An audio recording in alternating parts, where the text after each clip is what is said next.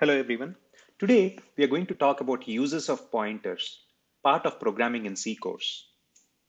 Pointers are an important aspect of C programming and are used in various ways to enhance the functionality and efficiency of the code. Here are some common uses of pointers in C with examples. Dynamic memory allocation.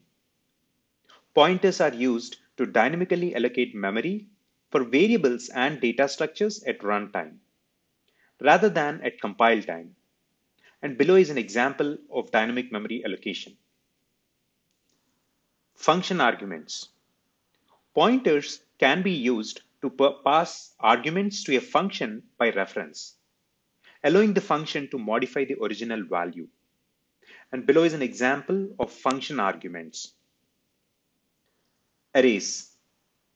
Pointers are often used to manipulate arrays and perform operations such as traversal, searching, and sorting. And below is an example of arrays. Strings. Pointers are also used to manipulate strings and perform operations such as string concatenation, string comparison, and string copy. And below is an example of strings.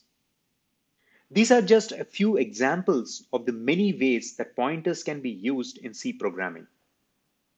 Hope this was helpful. Thank you for watching.